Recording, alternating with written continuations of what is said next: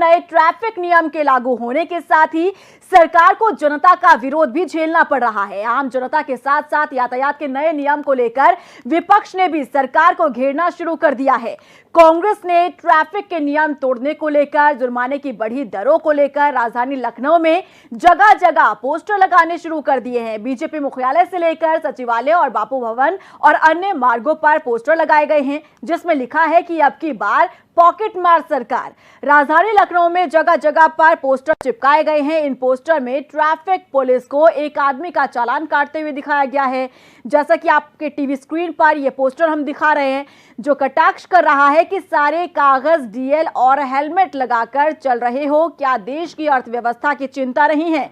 वहीं पोस्टर में अब की बार पॉकेट मार सरकार और जुर्माना जनता से, टैक्स जनता से और सारी सुविधाएं अधिकारी और मंत्री के लिए। ये तो अन्याय है, क्या यही योगी का न्याय है, ये पोस्टर पर लिखा गया है।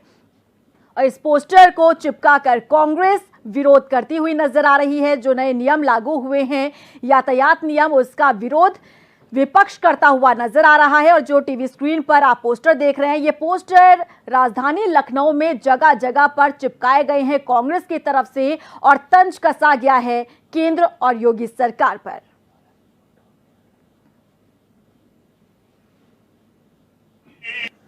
उत्तर प्रदेश की सरकार जनता के द्वारा दिए गए बहुमत का तिरस्कार कर रही है। पूरी तरह से आप समझिए कि हिंदुस्तान की आम आवाम की जेब पर जो है बोझ डाल रही है। उत्तर प्रदेश में महंगी बिजली, महंगा तेल, योगी तेरा कैसा खेल, इस तरह की स्थिति बनी हुई है कि आम आवाम पूरी तरह से परेशान है। वो आम आवाम ने इतना मैंडेट दिया, उस मैंडेट का पूरी तरह से तिरस्कार है, जो कि सरासर गलत है। हम इसका विरोध करेंगे, सड़कों पर उतरेंगे, आम जनमानस की जेब पर हाथ नहीं डालने देंगे। हम ये मानते हैं कि अब की बार जेब कतरी सरकार।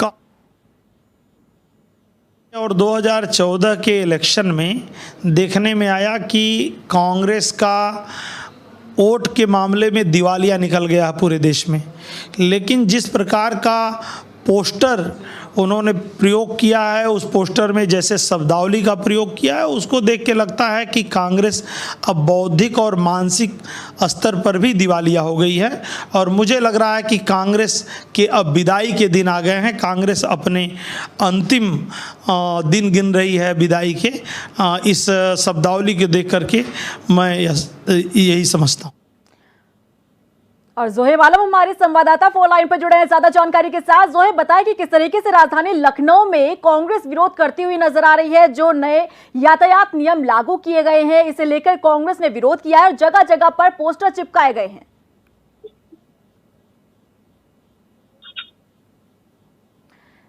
जोहेब, सुन पा रहे हैं आप मुझे? जोहेब, आप तक आवाज पहुंच रही है? बिल्कुल, मैं आपको सुन पा रहा हूँ। जी बताएं जोहेब, क्या कुछ जानकारी है आपके पास, किस तरीके से कांग्रेस की तरफ से विरोध किया जा रहा है नए यातायात नियम को लेकर? जी बिल्कुल, ना देखिए, ये जो नया यातायात नियम है, इसको लेकर लखनऊ में कांग्रेस नेता शैलेंद्र तिवारी ने जगह जगह पोस्टर्स लगाए। जो ये पोस्टर्स है, ये हजरतगंज में बीजेपी कार्यालय से लेकर विधानसभा, बापू भवन और भी कई तमाम जगहों पर इस तरह के पोस्टर्स लगाए गए हैं, जिसमें साफ साफ जो केंद्र की सरकार है उसके ऊपर तंज किया गया है। जिस तरह से जो चालान की रकम बढ़ाई गई है, उसको लेकर इसका विरोध हालांकि जनता भी दर्ज कर रही है। सोशल मीडिया पर तमाम तरह के पोस्टर्स और फोटोज वायरल की जा रही हैं और कई जगहों पर ऐसा हुआ है कि चालान बहुत ज्यादा बड़ी रकम का कटा है। तो कहीं ना कहीं जनता इससे त्रस्त है और अब विपक्ष इस पर हमलावर हुआ है और कांग्रेस ने जिस तरह के पोस्टर्स लगाए हैं, उसके बाद में जो बीजेपी है, बीजेपी की तरफ से प्रतिक्रिया भी आना शुरू हुई है। बीजेपी का कहना है कि कांग्रेस का हार की वजह से ये दिवालियापन है कि इस तरह के वो पोस्टर्स लगा रहे हैं।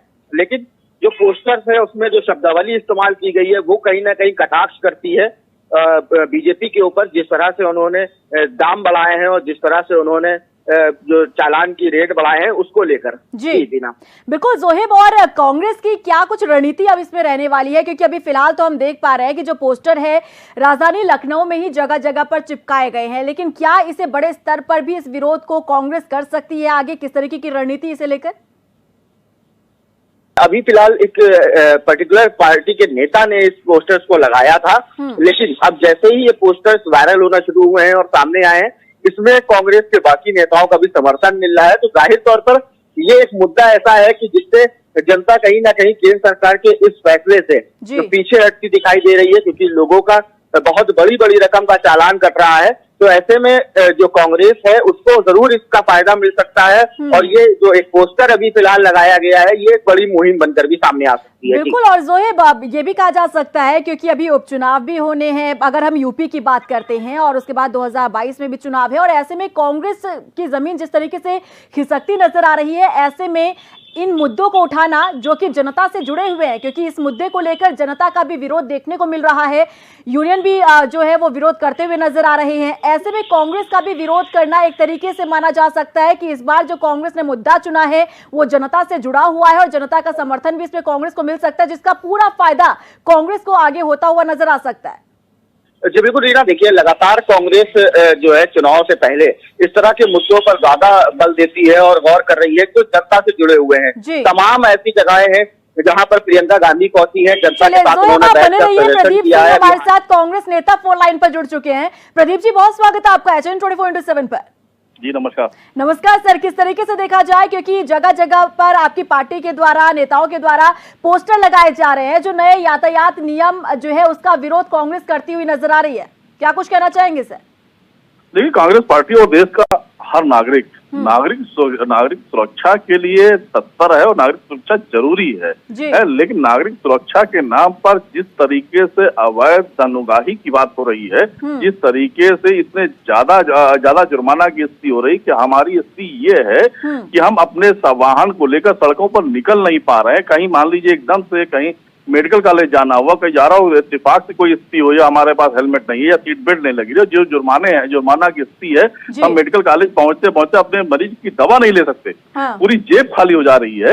हमारी आपत्ति इस बात पर है कि अगर जो कानून हमारे पास थे उनका अगर हम नियमित रूप से उनका अनुपालन करा ले जाते तो हमें लगता है नागरिक सुरक्षा भी होती और कानून व्यवस्था भी ठीक रहती।